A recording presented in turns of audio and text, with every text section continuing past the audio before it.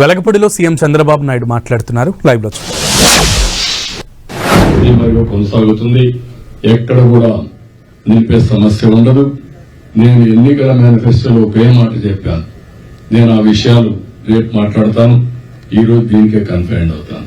Sir, ఈ తిరుమల లడ్డు ప్రసాదం విషయంలో ల్యాబ్ రిపోర్ట్స్ బయటపడ్డాయి. ఇప్పుడు మీరు ఎలా భరోసా ఇస్తారు భక్తులను? అందుకనే భక్తులందరూ కూడా మనోభావాలు దెబ్బతిన్నాయి. ఈ రోజు దీనికే కన్ఫైండ్ అవుతాను. సార్, ఈ తిరుమల లడ్డు ప్రసాదం విషయంలో ల్యాబ్ రిపోర్ట్స్ బయటపడ్డాయి. ఇప్పుడు మీరు ఎలా భరోసా ఇస్తారు భక్తులను? అందుకనే భక్తులందరూ కూడా మనోభావాలు దెబ్బతిన్నాయి. ఎవరు ఊహించలేదు.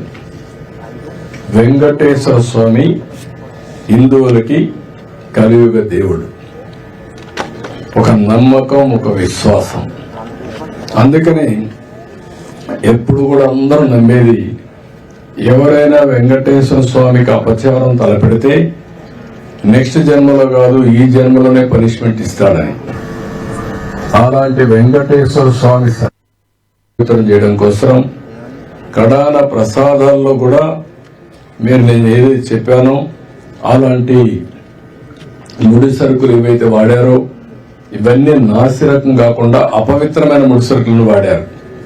ఆ విషయమే ఈరోజు టీటీడీ కూడా ఎంక్వైరీ చేసినప్పుడు, టెస్టులు చేసినప్పుడు బయటపడిన వాస్తవానివి. ఇలాంటి దుర్మార్గుల్ని ఏం చేయాలో నాకైతే అర్థం కావడం లేదు. ఒకసారి బాధ, ఆవేదన ఉంటుంది. కక్కుర్తికి కూడా అద్దులుంటాయి. కక్కుర్తి కూడా అద్దులు లేకుండా ప్రవర్తించి, అంటే మేము ఏమైనా చేస్తాం అనే అహంభావంతో ముందుకు పోయారు. అందువల్లనే ఇలాంటి సమస్యలన్నీ వచ్చాయి.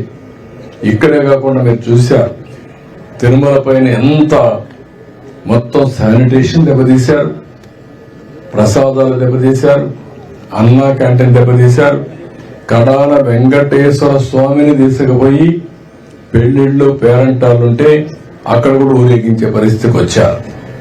నేను ఆ రోజు కూడా తప్పు పట్టాను. రాజకీయ ప్రయోజనాల కోసం ఒక వెంకటేశ్వర స్వామిని వాడుకోవడం కరెక్ట్ కాదు. ప్రజలందరూ కూడా, హిందువులందరూ కూడా జీవితంలో ఒక్కసారైనా వెంకటేశ్వర స్వామి దగ్గర రావాలి, దర్శనం చేసుకోవాలి, అది వారి కోరికలని చెప్పుకోవాలని చెప్పి వస్తారు.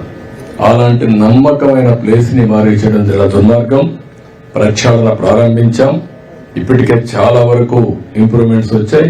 దీన్ని లాజికల్ గా తీసుకెళ్తాం. ఏవైతే మాకు ఆధారాలు దొరికితే అలాంటి వాళ్ళపైన కఠినమైన చర్యలు కూడా ఉంటాయి. ఎవరైనా సరే తప్పు చేస్తే శిక్షించాల్సిందే. దానికి కూడా దోవాలి. ఇంటి వద్ద తిరుమల సెట్ వేసి చాలా విన్యాసాలు చేశారు. విన్యాసాలు చేసి పైశాచిక ఆనందాలు పొందారు.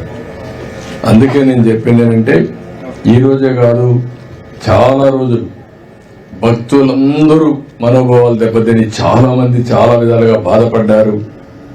అందుకే నేను నిన్న కూడా చెప్పాను, ఎప్పుడు నా లైఫ్ లో ఇంత పెద్ద ఎత్తున గెలుపు రాలేదు. దానికి కారణం ఇలాంటి విషయాలన్నీ కూడా ప్రజల్లో ఒక చైతన్యం తీసుకొచ్చాయి. ఒక మాటలో చెప్పాలంటే ఒక రెవల్యూషన్, ఒక సైలెంట్ రెవల్యూషన్ వచ్చింది. దాని ఫలితమైన ఎలక్షన్ రిజల్ట్స్. ప్రసాదంలో జంతువశేషాలు వాడడం మీద ఏమన్నా ఎంక్వైరీ ఏమన్నా చేస్తున్నారు? మీకు ఈ రోజు వచ్చిన రిపోర్ట్ లో ఎవిడెన్స్ వచ్చాయి. ఆ ఎవిడెన్స్ లో ఏది అనేది నిర్దిష్టంగా ఇది ఇన్ఫీరియర్ క్వాలిటీ ఉన్నాయి, ఇలాంటి పదార్థాలు కూడా ఉండడానికి ఇలాంటి ముడిసరుకు ఉందని చెప్పడానికి అవకాశాలు ఉన్నాయి. చాలా స్పష్టంగా చెప్పారు. కొంతమంది ఇప్పటికే పారిపోయారు. ఇప్పటికే అందరినీ డిస్కంటిన్యూ చేసి పవిత్రమైన నెయ్యి తీసుకొచ్చాం.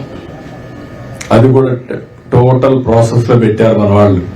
దానివల్ల క్వాలిటీ కూడా గణనీయంగా పెరిగింది. భక్తులు కూడా హ్యాపీగా ఫీల్ అయ్యే పరిస్థితికి వచ్చారు. దీన్ని ఇంకా నెక్స్ట్ లెవెల్ కట్ చేసే పోలా తీసుకెళ్తాం. పాతవన్నీ కూడా ఏ విధంగా యాక్షన్ తీసుకోవాలో యాక్షన్ తీసుకుంటాం. ఎవరు చేశారు, ఏం చేశారు అవన్నీ కూడా యాక్షన్ తీసుకుంటాం.